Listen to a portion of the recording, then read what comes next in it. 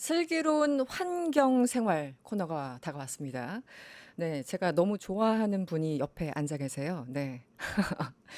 이재명 대통령이 기후위기 대응을 위해서 다양한 공약을 제시했고, 특히 기후에너지부 신설을 얘기했었죠.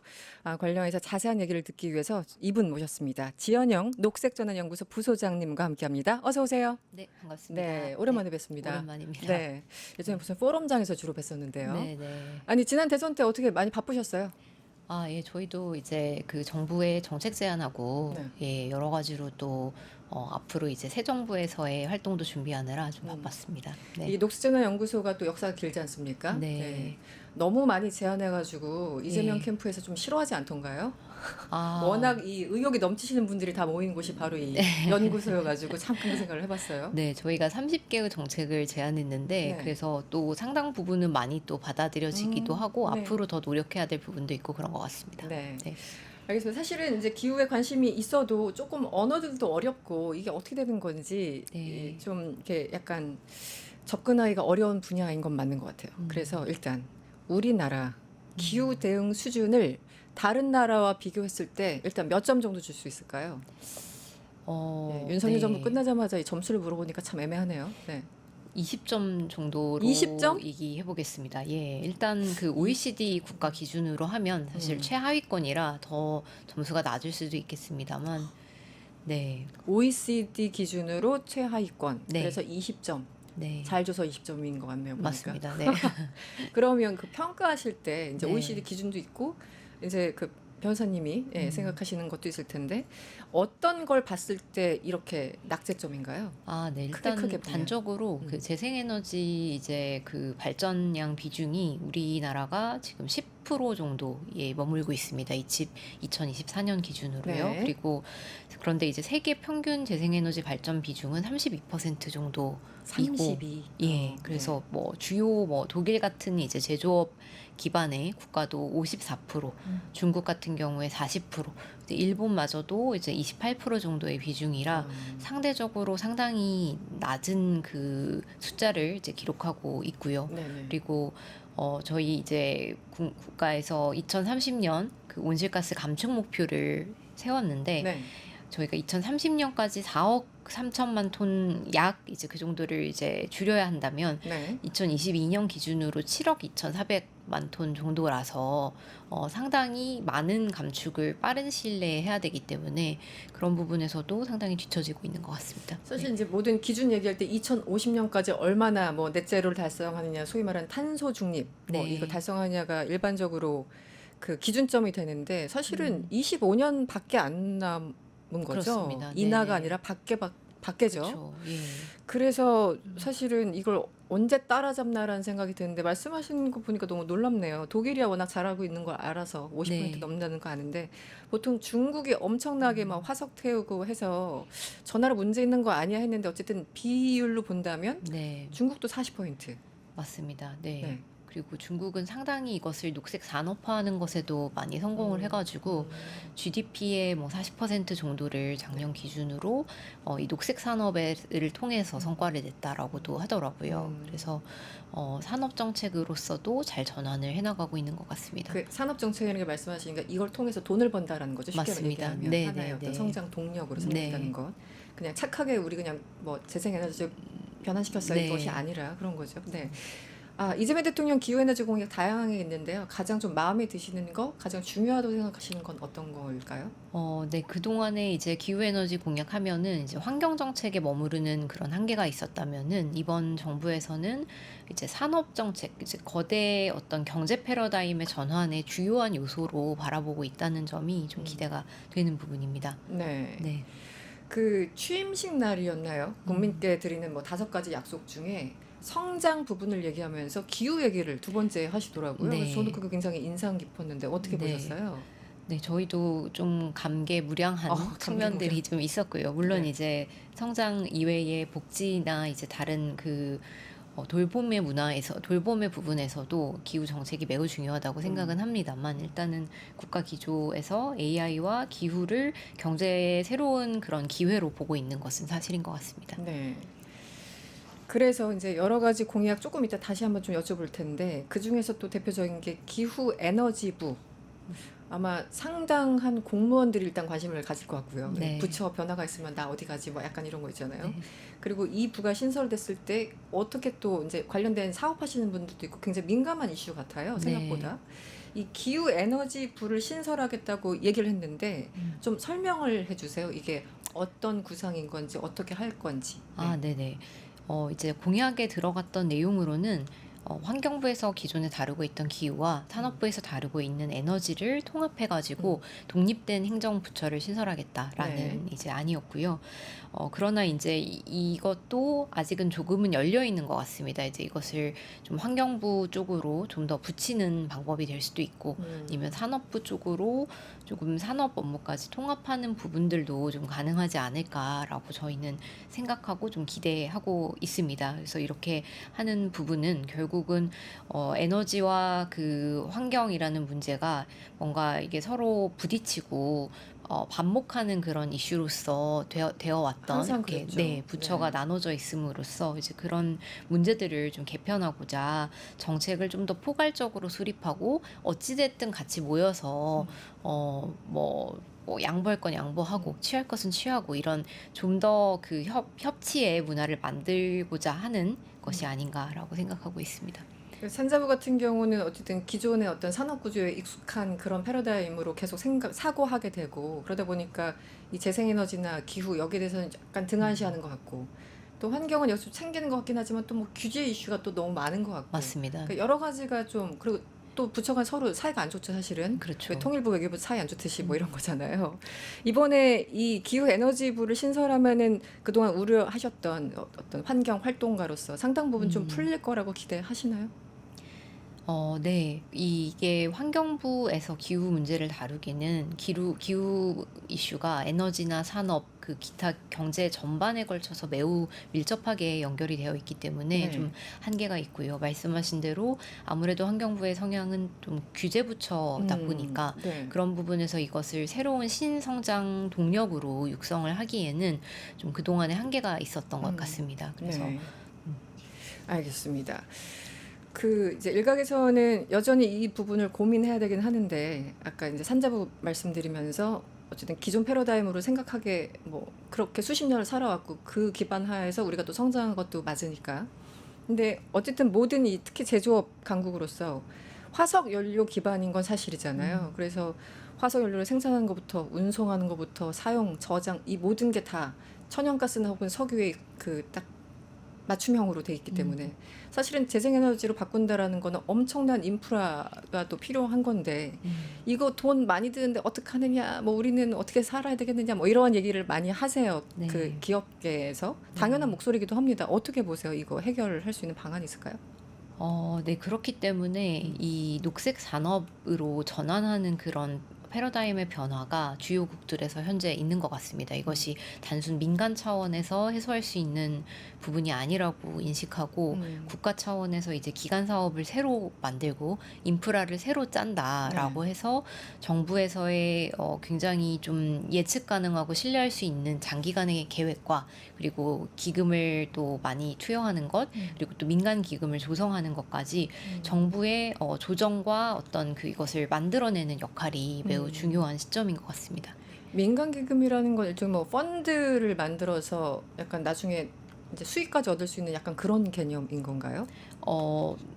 네, 뭐 그런 부분들도 될 수 있고 이제 금융 쪽에서의 돈이 네. 녹색으로 흐를 수 있도록 이제 뭐 어떤 공시 인프라를 만든다던가 그리고 이런 인센티브 등을 통해서 네. 녹색 금융이 더 많이 성장할 수 있도록 하는 것들이 되겠습니다. 네. 사실 이 체제 자체가 이렇게 패러다임 전환 과정에서 굉장히 고통스러운 사람들도 당연히 있을 테고요. 네. 수십 년간의 기반이 바뀌는 거니까. 그런데 또 일부에서는 뭐 아리백으로 대표되는 것처럼 일부 기업들은 해야만 하고 싶은데 재생에너지가 없어서 못하는 약간 촌극이 펼쳐졌었잖아요. 이 네. 부분은 어떻게 보세요? 네, 말씀하신 대로 그런 한계가 있었고, 이번 이제 공약에서 2040년 석탄 발전 폐지, 그리고 40년? 그리고 정의로운 전환에 대한 부분들을 적극 지원하겠다라는 네. 공약이 들어가 있습니다. 그래서 네. 한 축으로는 이제 좀 이 산업의 변화로 인해서 오는 그런 피해 같은 게 좀 네, 그런 있으면. 부분들을 좀 완화하는 동시에 또 기업들이 아리백을 빠르게 달성하고 또 공급망을 저탄소화할 수 있도록 지원하는 부분들도 필요하기 때문에 그런 측면에서 탄소중립 산업법을 제정해서 그런 지원을 적극적으로 체계적으로 해나가겠다라고 또 이야기하고 있습니다. 사실은 우리 이제 너무 오래돼서 잊어버렸지만 원전도 처음에 시작할 때는 네. 정부가 엄청나게 돈을 들여서 네. 사실 보이지 않는 비용이 엄청 났었잖아요. 국민의 맞습니다. 세금으로. 네. 뭐 예를 들어 과학자들을 키워낸다던가 인프라. 이것도 이제 다시 한번 이제 그 과정이 시작되는 거라고 보면 될까요? 그런 것 같습니다. 미국의 네. 경우에도 그렇고 뭐 유럽도 이번에 이제 그 2기 폰데라이언 그 집행부가 집행위원장. 네. 새로 출범하면서 가장 앞에 내세운 것이 에너지 안보와 이 탄소 중립 산업을 제대로 키우겠다라는 부분이었고요. 네. 거기에 이제 상당히 많은 기금들을 쏟고 또 그 관련한 이제 거버넌스들도 이제 만들고 있는 것 같습니다. 네. 이재명 대통령이 이런 얘기를 했죠. 기후에너지부를 신설해서 탄소 중립에 초석을 놓을 것이라고 얘기를 했습니다. 그러면서 또 이제 공약 중에 제가 가장 재밌었던 게 그 에너지 고속도로인가요? 네. 뭐 U자형? 맞습니다. 네, 네. 저는 거기에 좀 꽂혔었는데 네. 좀 설명을 해주실까요? 어떤 건지 조금 추상적이기도 해서 네. 좀 말씀해 주시면 어떨까요? 네, 2030년까지 서해안 에너지 고속도로를 만들겠다. 2040년까지 U자형 한반도 에너지 고속도로를 건설하겠다라고 해서 이제 전력망을 해저를 통해서 이렇게 그 전송하는 그런 네. 인프라를 이제 만들겠다라는 해저로. 그런 계획인데요. 네. 즉 이제 주로 대규모 재생에너지 사업이 남쪽에서 많이 이제 있는데 이런 부분에서 송전망을 새로 설립하는 갈등들이 이제 있다 보니까 있죠. 그것을 이제 해저 전선망을 통해 가지고 수도권으로 이제 보낼 수 있는 인프라를 구축하겠다라는 취지입니다. 그럼 주로 해안 그 요즘에 주로 이제 풍력 근데 태양광이 우리나라는 여전히 많은 거죠. 비율이 어떻게 됩니까 지금? 태양광 풍력이 뭐 한 태양광이 60% 이상 뭐 이렇게 됩니까? 제가 지금 정확한 숫자는 기억이 네네. 안 납니다만 네. 풍력은 상당히 비중이 적고요. 적죠. 특히 그 네. 중에서도 우리나라에서 앞으로 잠재력이 가장 클 것으로 예상되는 해상 풍력은 매우 거름마 단계인 상황입니다. 네. 삼면이 바다인데 풍력이 네. 약간 좀 언밸런스 하긴 하네요. 예, 아마 네. 이제 태양광은 사실 소규모로도 이렇게 접근 가능성이 크지만 해상 네. 풍력은 이 공급망 전체 산업이 이제 엄청나게 큰 기존의 이제 조선이나 철강이나 이런 산업들이 다 전환해서 이제 기여할 수 있을 정도의 큰 산업이기 때문에 인프라를 구축하는 부분들이 그동안에 이제 되지 않았었고, 그리고 또 국가 주도로 네. 언제부터 어느 정도의 목표를 가지고 이 파이프라인을 연결해 나가겠다라는 그런 신뢰성을 주는 부분들이 중요한데 이제 그런 부분들에서 한계가 있었던 것 같습니다.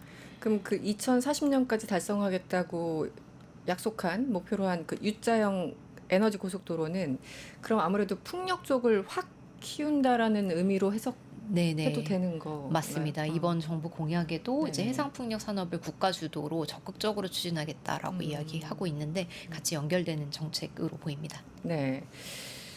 그 2040년 목표, 2050년 목표 그래서 뭐 미국도 약속을 하고 우리 이제 COP 그 당사국 총회 유엔 당사국 총회 매년 열리죠. 네. 올해도 11월에 열리나요? 브라질에서? 네, 맞습니다. 네, 그렇죠. 네. 저는 한 2년 전에 두바이 직접 갔었는데 일단 너무 덥더라고요. 두바이. 네. 괜히 갔어요. 아무튼 그 회의를 취재하러 갔었는데 그때도 이제 2050년까지 넷제로 혹은 탄소 중립을 달성하겠다라고 얘기를 하지만 서로 이제 숙제를 그 얼마만큼 숙제를 했는지 보여주는 자리이기도 하잖아요. 그 당사국 총회라는 게. 각국별로 이렇게 못 미치는 국가도 상당히 많고 또 네. 초과한 나라도 꽤 있고 우리나라는 항상 뭔가 숙제를 못 해가는 나라에 속했던 것 같기도 합니다. 네. 네. 이번에는 어떻게 될까요? 어, 앞으로 5년 동안은 최소한. 지금 올해가 굉장히 또 중요한 시점인 것이 2035년 우리가 달성할 목표 어느 정도 숙제를 해가겠습니다라고 자발적으로 이렇게 35년. 목표를 제출하는 것을 이제 국가 NDC라고 하는데요. 네네네. 그것을 제출해야 하는 이제 네. 해입니다. 그래서 올해가요? 네, 그래서 올해 9월까지 이제 제출을 하고 아마 그 이후에 COP가 있을 거기 때문에 2035년 목표를 얼마나 좀 타당하게 그리고 뭐 과학 기반으로 해서 또 좀 그 목표를 이렇게 좀 상향해서 사실 지금 목표에 대해서 여러 지적들이 많은데 하고 또 그것을 어떻게 이행하겠다라고 신뢰를 주는 것이 매우 중요할 것 같습니다. 사실 지난 윤석열 정부 한 3년 정도 동안 이 탄소를 계속 줄여야 되는데 그걸 안 하고 있었던 거죠, 거의. 네, 그렇습니다. 어떻게 네. 보십니까? 그러니까 다른 나라에 비해서 아까 20점을 주셨던 이유가 다 맥락이 통하는 것 같긴 한데 네. 거의 손 놓고 있었다고 봐도 됩니까? 네, 오히려 후퇴한 오히려 시점이었다라고 생각을 합니다. 왜냐하면 이 음. 재생에너지 산업이라는 것도 지금 신산업으로서 다른 이제 국가에서도 이것을 어떻게 자기들의 좀 주요 산업으로 구축할 것인지 매우 빠르게 치고 나가고 있는데 네. 그렇게 하고 있을 때 우리는 아무것도 안 하게 되면 결국은 경쟁에서 뒤로 밀리게 되고 그렇죠. 시장에서 선점하지 못하는 그런 결과가 발생하기 때문에 근데 뭐 태양광 산업 같은 경우에는 상당한 타격을 받은 것으로 보입니다. 네. 그 2050년 우리 근데 이게 약간 기초 상식 넷제로라는 말도 쓰고 탄소 중립이란 말도 쓰고 이게 뭐가 뭔지 모르겠어요. 설명을 좀 해주세요. 그게 다른 건가요? 같은 건가요? 그 탄소 중립이라고 하는 것은 이제 우리가 배출량이 있을 것이고 거기에서 이제 상쇄분이 이제 있는데요.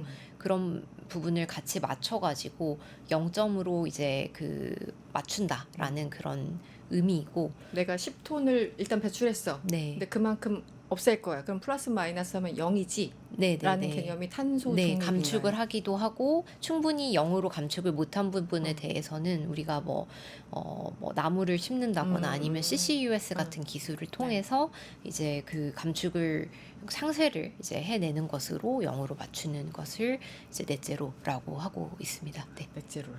네. 네. 그래서 다시 그 탄소 중립과 넷제로는 같은 네, 네, 같은 개념으로 쓰인다. 네. 아, 그렇군요.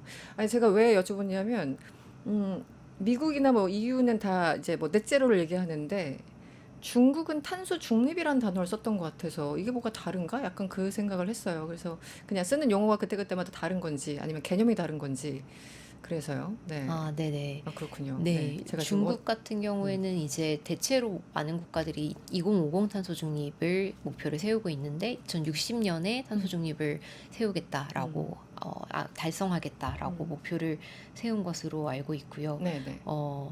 그리고 2030년에 이제 그 탄소 배출 정점에 도달하겠다라고 목표를 수립했었는데 30년. 네, 그 정점에서 이제 꺾여가는 이제 이런 시점을 2030년으로 잡았는데 굉장히 빠르게 전환을 추진해서 작년에 탄소 배출 2023년에 네네. 탄소 배출 정점이 이미 도달을 해서 7년을 앞당긴 상황입니다. 네. 네. 이재명 대통령 이제 한 보름 되셨죠. 네. 그 보름 동안 엄청난 일이 벌어지고 있어서 참 정신이 없는데 어쨌든 성장 동력으로 기후 에너지를 언급하셨고 또 거기에 대한 상당한 의지가 있어 보입니다. 환경 전문가로서 또 변호사님으로서 어떻게 이번 정부에 기대하는 것, 이거 이재명 대통령은 이것만 할 것 같다. 뭐 약간 전망을 해주시면 어떨까요?